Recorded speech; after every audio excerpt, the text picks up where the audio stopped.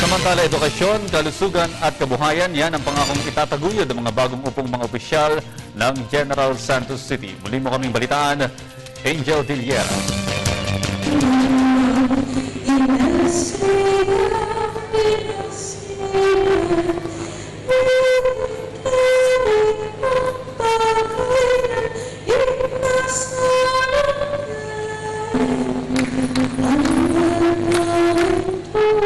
Pinaganda ang nasabing seremonya nang sinimulan ito ng bilaan na tugtog habang umindak ang mga mananayaw sa katutubong ritual. Ginaganap ang oath-taking ceremony para sa bagong City Mayor ng General Santos na si Ronel C. Rivera at ng iba pang mga bagong opisyales ng General Santos City. Ako si Ronel C. Rivera.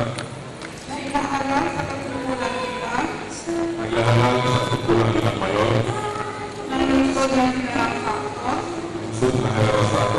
Pagtutunang pansin ng bagong mayor ang edukasyon, pangkalusugan at pangkabuhayan. Pag-iigihan niya rin ang peace and order sa kanilang puok at makikipag-ugnayan siya sa mga pangangailangan ng mga residente nila, halimbawa na lamang ay ang aspetong pangkalusugan at masolusyonan ang problema sa kuryente. Ibinanggit niya rin na hindi pagkakailang pagiging magkapitbahay ng lungsod sa Sarangani, kaya't kasali sa plataforma niyang magkaroon ng magandang relasyon sa katabing lungsod. Pananagutan niya rin ang 20% problema sa kahirapan sa General Santos. Then second, of course, yung ating power crisis natin. Basically, medyo okay naman, but it's just temporary solution.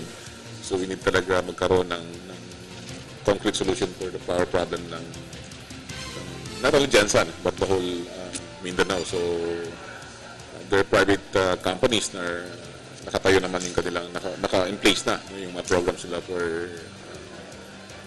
augmentation ng power. But that's only, that's for 2015 to 2016 pa.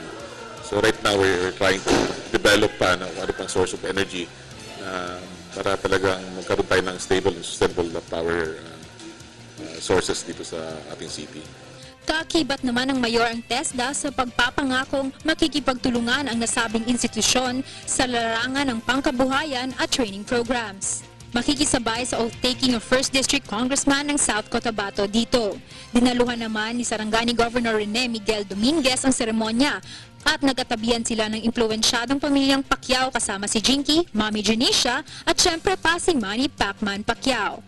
Para sa telebisyon, Angel Pizarro Dillera.